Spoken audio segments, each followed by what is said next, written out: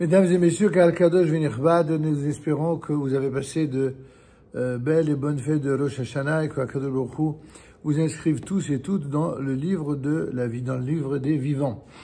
Nous allons, à quelques jours de Yom Kippour, aborder la paracha de Aharemot. Vous savez que le matin, c'est la lecture du début de la paracha de Aharemot et l'après-midi, c'est celle qui est relative à la suite de la paracha d'Aharemot. Ça lui fait référence des choses qu'il faudra éviter de reproduire et qui sont semblables aux nations idolâtres comme celle de l'Égypte antique.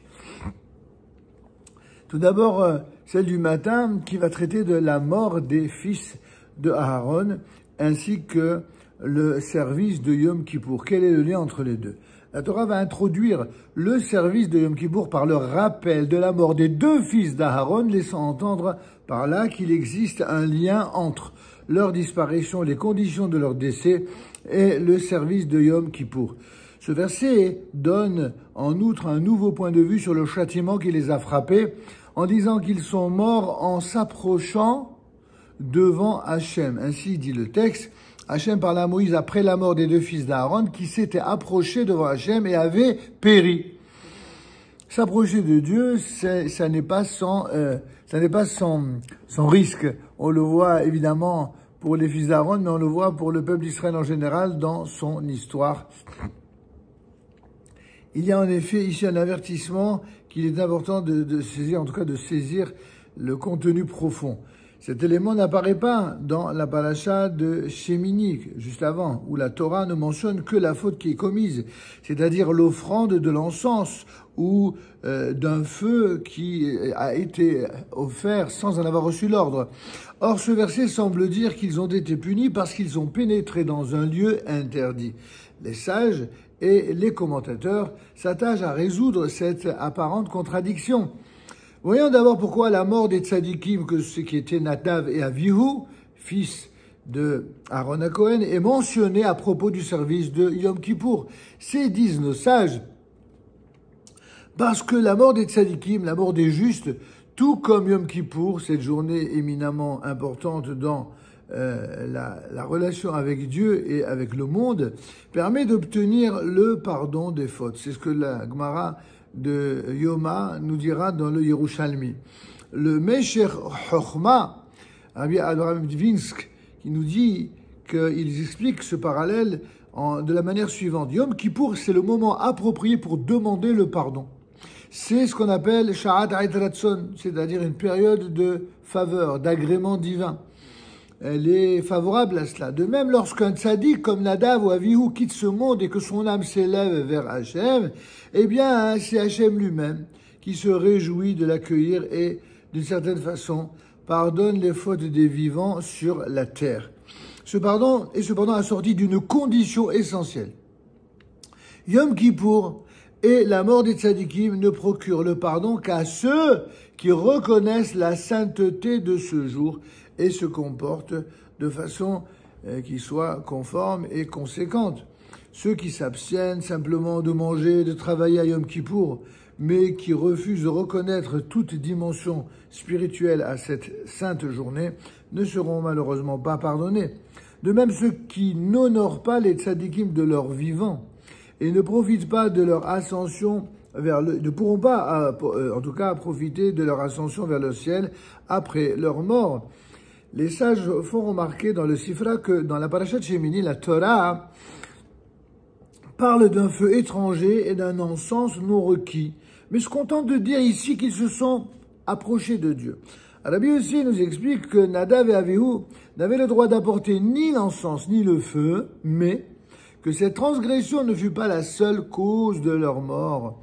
Ce verset nous apprend maintenant qu'ils sont morts parce qu'ils ont pénétré dans le Saint des Saints, ou comme on le verra plus tard dans ce chapitre, personne ne peut entrer à l'exception du Kohen Gadol, le Kohen suprême de la nation d'Israël, uniquement pendant le service de Yom Kippour. Pour Rabbi Akiva, cette contradiction apparente est résolue par un troisième verset qui dit que Nadav et Avihu sont morts en apportant un feu étranger devant Hachem. C'est donc, en vérité, le feu étranger apporté dans le sanctuaire, et non le seul fait d'y avoir pénétré, d'y être entré, qui a causé leur mort. Onkelos, d'ailleurs, va traduire ce verset au chapitre 15, verset 1, selon l'opinion de Rabbi Akiva. Rabbi Elazar ben Azariah va dire que la faute commise, qu'il s'agisse de l'entrée dans le sanctuaire ou de l'apport de ce feu étranger, ainsi que de l'encens apporté sans en avoir reçu l'ordre, suffisait à justifier leur mort.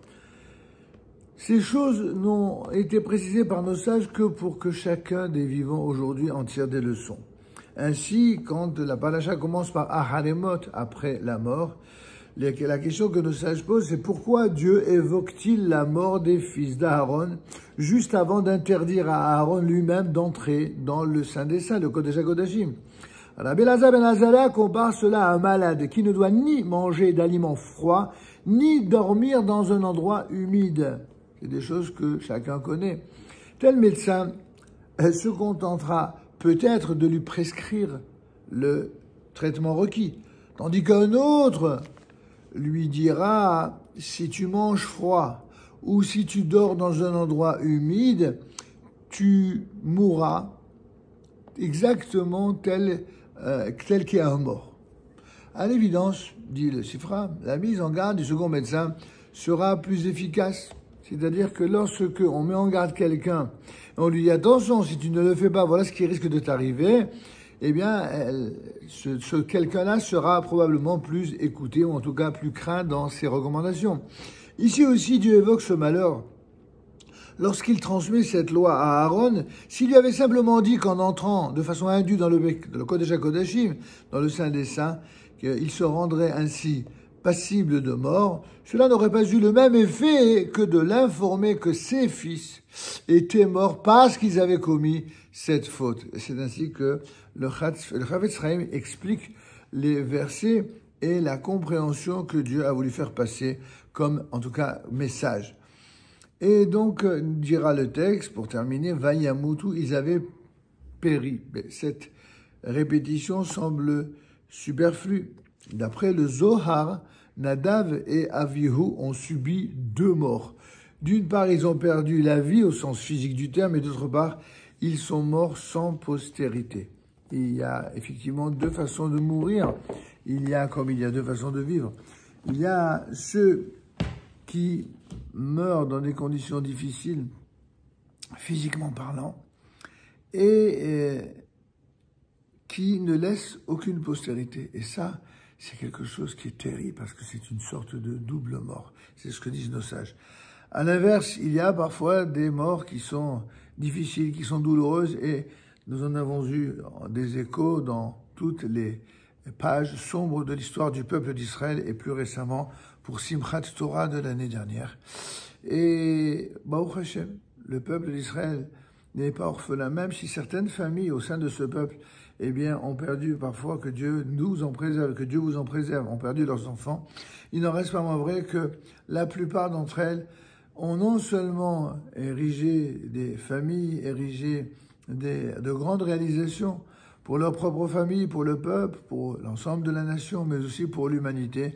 Nous voyons que ces jeunes enfants sont justement ceux qui mènent tous les combats, tant sur le plan moral et spirituel que sur le plan parfois même militaire quand c'est nécessaire, et ce pour le bien commun de l'humanité. Les rappels al-Kol Avotenu et tous ces efforts colossaux et ces sacrifices, eh bien, sont eux-mêmes source d'expiation pour l'ensemble des fautes du genre humain. Qu'il en soit ainsi, B'chazé Hashem, et qu'on n'ait pas à déplorer les pertes, mais qu'au contraire, qu'on ait plutôt à se réjouir des victoires et des réalisations, des prophéties d'Israël, pour le bien non seulement d'Israël, mais de l'humanité tout entière. Amen. Kenny Hiratson.